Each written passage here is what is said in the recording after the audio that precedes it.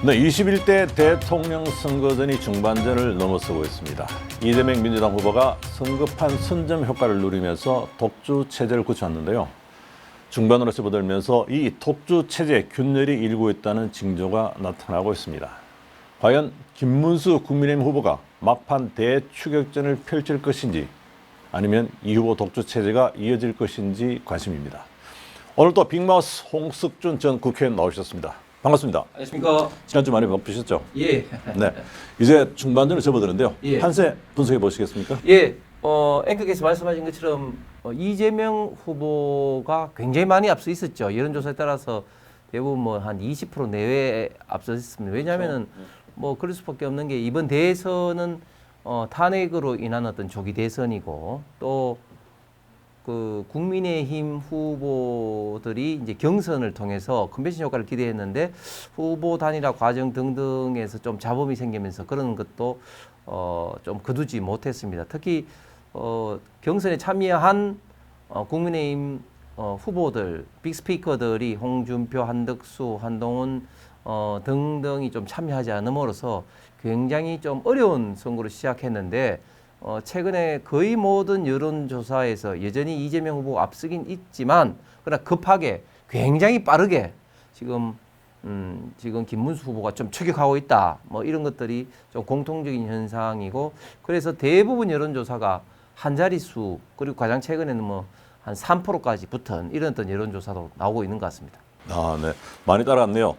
근데 네. 역전의 발판을 마련할 수 있을까? 이 중반전에서? 예, 저는 이제는 좀 해볼 만한 싸움이 됐다.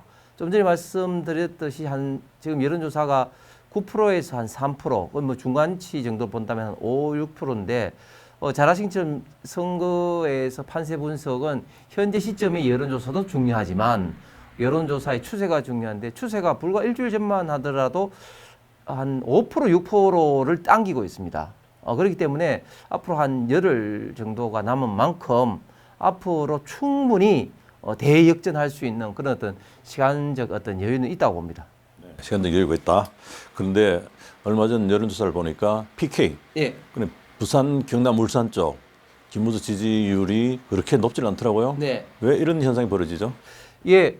전통적으로 PK에서 민주당이 차지하는 여론이 한 30%에서 많으면 40%였습니다. 그런데 이번 같은 경우는 지난주에 거의 뭐 50%에 육박하는 그런 여론조사도 있었습니다. 그것은 다른 지역도 마찬가지겠지만 특히 영남권 PK 지역 같은 경우에도 이재명 후보의 어떤 대세론이 좀 먹히고 있었던 것 같고 그리고 또 뭐 여러 가지의 뭐 활동들이 결국은 PK 지역에 있던 여론조사에서 민주당 이재명 후보의 어떤 지지율이 높았습니다만 최근에는 다른 지역도 마찬가지로 PK 지금 지지율이 꺾이고 있다 이렇게 보이고 있고 뭐 가장 결정적으로는 예를 들면 이런 거죠. PK 가서 이재명 후보가 이야기를 했습니다. 산업은행은 좀 어렵지만 해수부 특히 우리 대한민국에서 가장 큰 해운회사인 HMM 과거 현대상선이 이제 사명을 이제 바꾸면서 국가가 또 많이 이제 투자를 한 그런 어떤 회사인데 그 HMM의 본사를 부산으로 옮기겠다 이렇게 해서 부산 시민들의 환호를 이끌어냈습니다. 그런데 나중에 알고 보니까 이게 HMM의 사측이나 그리고 노조와 전혀 협의 없이 이렇게 이야기를 한 것입니다. 이런 것들이 이제 지금 드러나고 있고 또 부산대 과거 이제 병원에서 이제 서울대 병원으로 전환할 때 그런 어떤 문제점이 새로 부각이 되고 있음으로 해서 저는 PK에서의 이재명 후보의 지지율도 내려가고 김문수 후보의 지지율이 굉장히 지금 높아지고 있다. 그리고 그런 것들이 또 유세 현장에서도 나타나고 있다고 생각합니다. 네, 그리고 중반전 접어들면서 고공행진하던 이재명 후보 지지 조금 꺾이는 감이 있습니다. 네. 앞으로 전망 어떻게 하십니까? 예, 저는 그 추세가 지속되리라 봅니다. 즉 이재명 후보는 정점에서 지금 내려오고 있고 그리고 김문수 후보는 이제 계속 치고 올라가고 있는데 김문수 후보가 치고 올라가고 있는 이유를 저는 김문수 후보의 어떤 삶에 어떻게 보면 좀 스토리가 있다. 그래서 지금 현재 대선에서 가장 큰 무기이자 장점은 김문수 후보의 어떤 삶 그 자체라고 봅니다. 그래서 지금 이제 새로운 어떤 조어가 파파미 혹은 파파미남이라고 해서 김문수 후보에 대해서 파도 미담만 나온 남자다 그렇게 이야기 이제 그래서 예를 들면 최근에 뭐 많은 분들에게 알려졌지만 세계적인 스타 제조라고 할 수 있는 김연아 선수 또 장미란 선수 이런 세계적인 스타들이 다 김문수 후보하고 직접적으로 관련이 돼 있었죠. 예를 들면 김연아 선수 관련해서는 군포 수리고 시절에 이 수리고의 어떤 훈련 시설에 대해서도 지원을 했고 또 훈련 비용에 대해서도 지원한 사실이 드러나고 있고 특히 또 장민환 선수는 원래 원주시청에서 고양시청으로 이적할 때 이중 등록이 돼서 선수 생명이 자칫 이제 그 중단될 수도 있는 상황에서 당시에 장민환 선수의 스카우트 비용, 즉 계약 비용을 고양시에서 다 부담을 못했을 때 경기도가 매칭으로 부담을 함으로써 이적 문제를 마무리 지어서 그 이후에 장민환 선수가 세계적인 역도 선수로 되는데도 아주 결정적으로 뭐 기여를 한 거라든지 또 박지성 선수하고도 좀 관련이 있는 거라든지 뭐 그것뿐만 아니라 또 김문수 후보가 경기지사 시절에 또 뭐 그 이후에도 보면 예를 들면 뭐 화장실 청소를 하는데 뭐 화장실 청소를 하는데 그냥 건성으로 하는 것이 아니라 화장실에 있는 환풍기를 청소하는데 소변기에 이게 잘 손이 안 닿으니까 소변기에 발을 짚고 들어가서 이렇게 화장실 청소를 하고 있는 뭐 이런 장면 등등이 이제 부각되면서 야 정말 김문수 후보는 삶 자체가 정말 봉사를 하는구나 그리고 청빈하구나 하는 그런 것들이 지금 국민들에게 새로 확 와닿았죠. 그리고 경기지사 시절에 많은 또 업적들 예를 들면은 GTX라든지 평택 고덕 반도체 단지 또 이천 하이닉스 단지 또 그 수원 광교 신도시 뭐 하남 뭐 스타필드 조성 뭐 이런 것들이 경기지사 시절에 했던 것들이 부각이 되면서 업적 면에서나 그리고 개인적으로 지금 살아왔던 삶의 면에서나 뭐 그런 것들에서 계속해서 김문수 어떤 후보의 좀 장점, 좋은 점들, 미담들이 막 쏟아져 나오고 있으면서 이런 것들이 김문수 후보의 어떤 지지율을 높이는데 굉장히 지금 현재 큰 역할을 하고 있다고 봅니다. 네. 김문수 후보의 업적이 드러나면서 이재명 후보의 지지율이 꺾이는 네, 그 현상을 몰고 갔다 이래 봅니까? 그렇습니다. 네, 그렇죠. 그리고 일부에서는 이재명 후보가 방금 말씀하신 데서는 김문수 후보의 업적을 이야기했는데요. 네네네. 이재명 후보가 일은 잘하지 않느냐 네네. 하는 이야기 듣습니다. 네네. 어떻게 생각하십니까? 예, 맞습니다. 그동안 국민들 일부가 이재명 후보가 뭐 형수 욕설부터 해서 뭐 대장동이다 이렇게 뭐 또 도덕적인 어떤 문제가 있고 그리고 수많은 어떤 사법적인 어떤 문제가 있다는 것은 잘 알고 계시지만 그래도 일은 좀 하지 않겠느냐 뭐 그런 생각을 해왔습니다. 그런데 이번 대선 과정에서 그런 어떤 생각들이 저는 완전히 깨졌다. 그래서 이재명 후보의 어떤 밑바탕이 드러났다고 생각합니다. 가장 대표적인 것이 결국은 이 커피 120원 논쟁부터 해서 기본적인 어떤 실정을 전혀 모르고 그리고 또 본인이 호텔 뭐 경제학이라고 명명한 이런 어떤 경제적인 어떤 이런 어떤 관념 이 자체에 대해서 야 정말 모르는구나 이런 어떤 인식을 저는 국민들에게 강하게 좀 심어줬다고 생각합니다.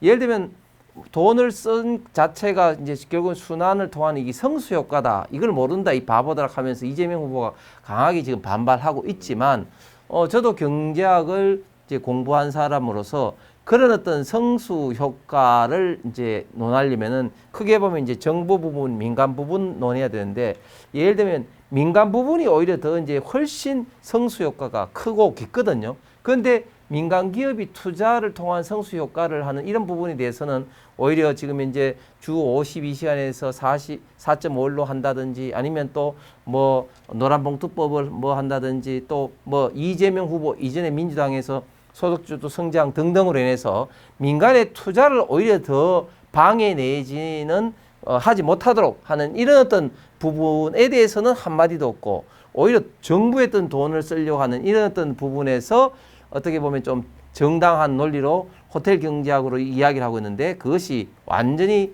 잘못된 비유로 해서 지금 오히려 조롱을 이제 받고 있지 않습니까? 그리고 또 과거에 자기가 했던 어떤 일들, 말들이 무참히 깨지면서 오히려 그게 허위사실 공표다. 뭐 이렇게 지금 이제 하고 있는 사항들이 굉장히 많이 있습니다. 예를 들면 HMM 그것도 분명히 이제 실수를 했고 이제 두 번째로 이제 일산대교 같은 경우도 본인이 이렇게 그 유세 현장에서 이야기를 했습니다. 본인이 경기지사 시절에 일산대교 무료화를 했는데 윤석열 정부에서 이걸 뒤집었다 이렇게 했는데 그것이 완전히 허위사실 공표입니다. 왜냐하면 일산대교 건설은 BTL 방식으로 국민연금이 투자를 해서 건설이 되었는데 그것에 대해서 국민연금이 이제 이를 제기해서 소송이 있었습니다. 그래서 2021년 법원에서 국민연금 손을 들어주면서 무료화가 취소가 되었습니다. 법원에 취소한 거죠? 그렇습니다. 자, 그러면 법원에서 취소한 것이고 그리고 시점도 언제냐면 2021년도입니다. 2021년도가 윤석열 정권 때입니까? 문재인 정권 때입니까? 문재인 정권 때죠. 그러니까 본인의 일산대교 무료화를 윤석열 정권 때 취소했다. 이렇게 이야기하는 것은 명백히 허위사실이 되는 겁니다. 국민의힘에서 어떻게 조치를 합니까? 예, 지금 허위사실 공표로 지금 이제 고발할 그런 어떤 준비를 하고 있고 뭐 이것 말고도 또 어제도 크게 또 이슈가 된 게 시흥의 거북섬 이 유통단지 개발 사업이라는 게 있습니다. 무슨 말인가 하면 이제 시아오 주변에 이제 거북선 모양의 이제 유통단지를 조성했는데 이것을 뭐 자기가 했다고 자랑하는데 그게 보면 지금 현재 유통단지가 지금 텅텅 비었고 그리고 아주 비싸게 분양받았던 분들이 거의 망해서 극단적인 선택을 하신 분들도 있습니다. 뭐 그런 것에 대해서 본인이 오히려 지금 자랑을 하고 있는 것 때문에 오히려 맹공을 지금 이제 당하고 있습니다. 그래서 지금 이재명 후보가 지금까지 했던 일도 없고 그 다음에 본인이 했던 경제적 어떤 상식 그리고 이 식견도 정말 형편없다. 그런 것들이 최근에 여러 가지 행적, TV 토론, 유세 이런 것으로 드러나고 있어서 그런 것들도 저는 국민들이 많이 실망할 거라고 생각합니다. 네. 그리고 오늘 투표용지 인쇄가 시작됐죠? 네. 네. 이르되면은 보수층이 요구했던 김문수 후보와 기획신당 이준석 후보 단일화 네. 물 건너가는 거 아닙니까? 예. 후보 단일화의 가장 이제 첫 번째 시기는 이제 재외 국민 투표 이전인데 지나갔고 그다음에 이제 오늘 25일부터 이제 투표 용지가 시작하는데 이제 2차 단일화 시간도 이제 지나가는 것 같습니다.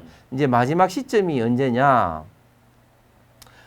사전 투표가 5월 29일, 30일 양일간에 거쳐서 하는데 이 사전 투표 이전 5월 28일이 단일화의 데드라인이라고 이제 통상적으로 이야기를 하고 있습니다.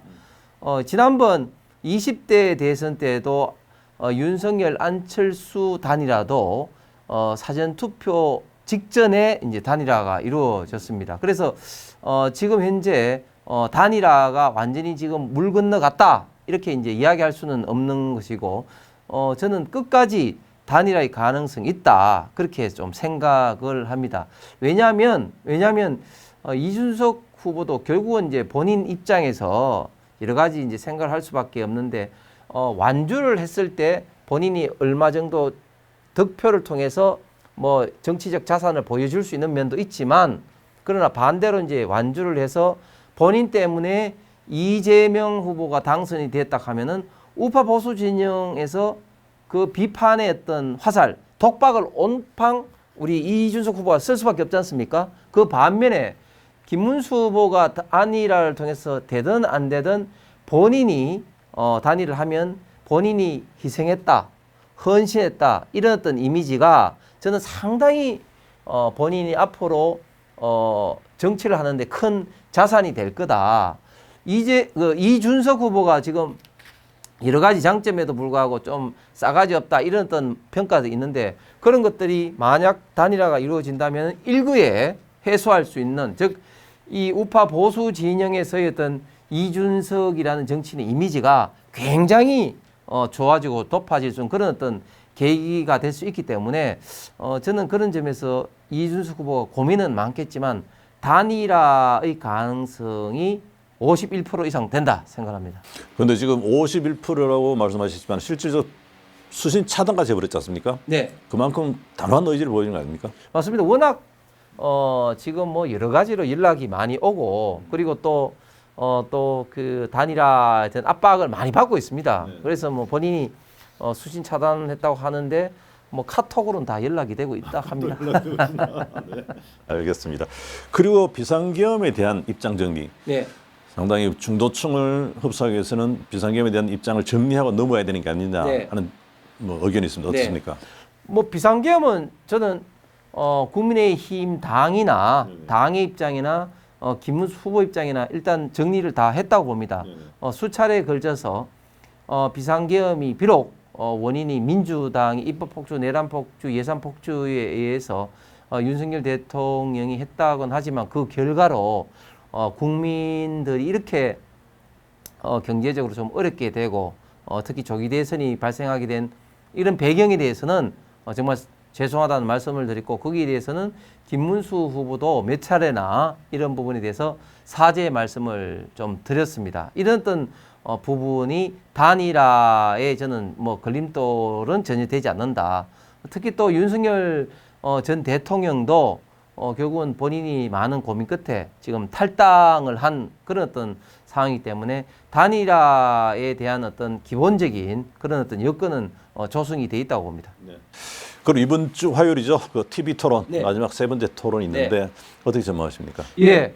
저는 TV 토론을 시작할 때만 하더라도 상당히 이재명 후보가 오히려 득점을 할 수 있지 않을까 생각했는데 오히려 첫 번째 경제 분야 그리고 그저께 사회 분야에 걸쳐서 두 차례 걸쳐서 이 토론하는 거 보고 저는 굉장히 3차 정치 분야 토론에서도 좀 기대가 많이 됩니다. 왜냐하면 첫 번째 이재명 후보가 예상외로 굉장히 지금 못하고 있다. 반대로 김문수 후보는 예상외로 또 굉장히 잘하고 있다고 보여집니다. 왜냐하면 지난 사회 분야 토론에 있어서도 통합 분야에 대해서 지금 김문수 후보가 굉장히 처음부터 이재명 후보를 몰아붙였죠.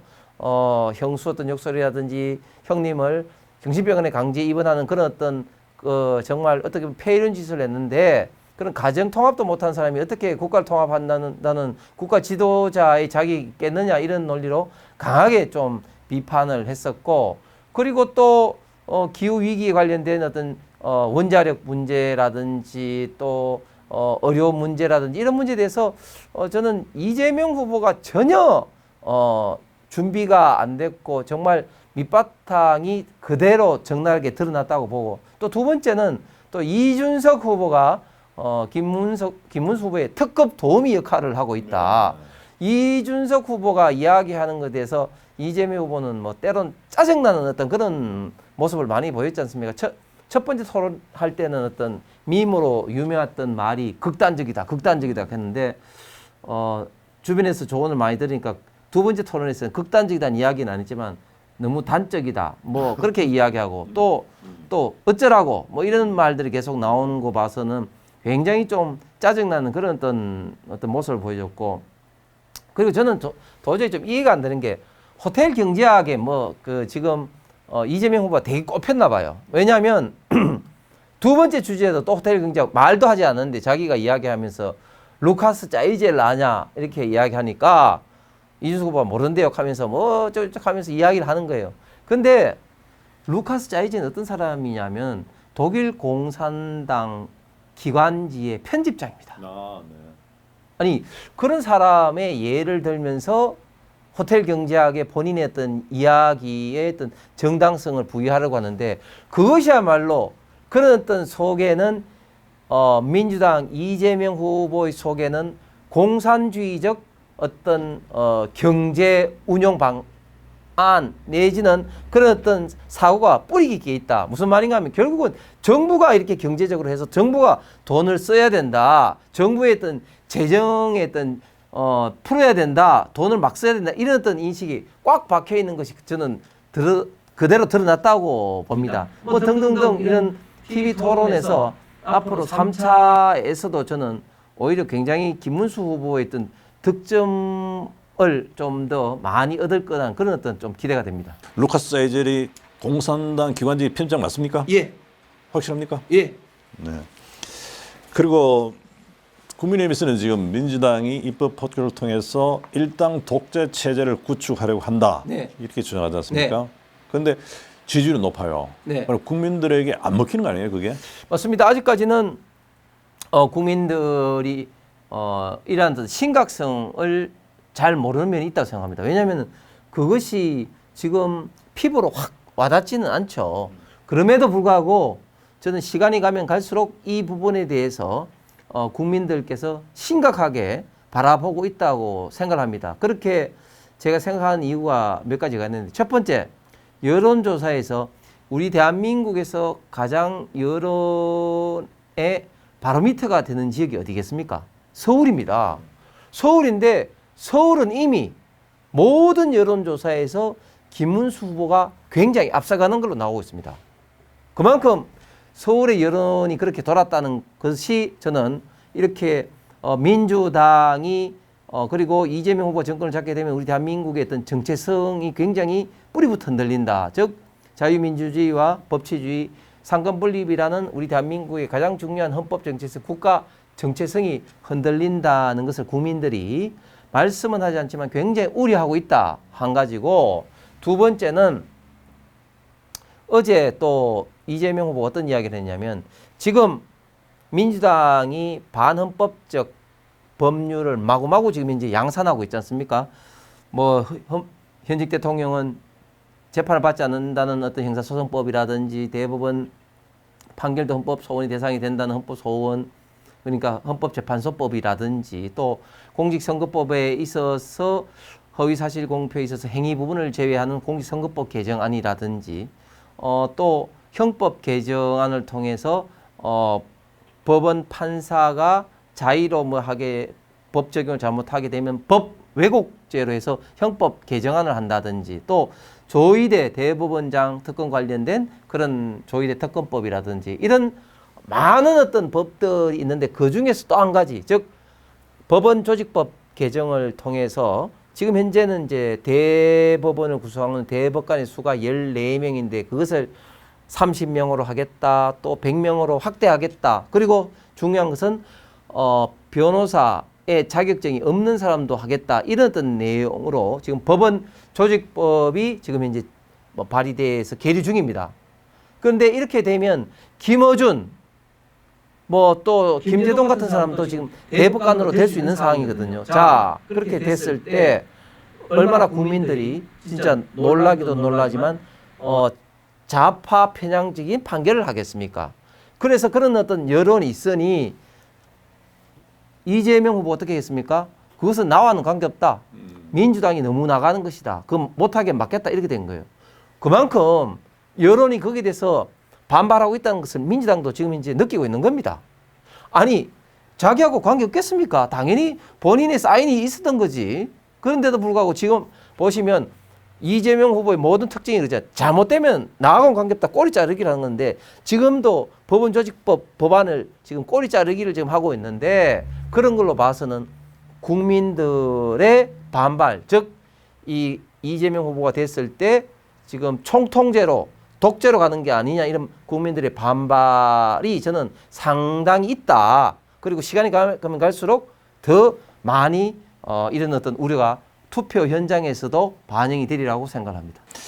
네, 그리고 논쟁적인데요. 지난주에 처음으로 그 방탄유리 뉴스가 시작됐습니다. 네. 우리 선거사는 처음이죠. 네. 어떻게 보십니까?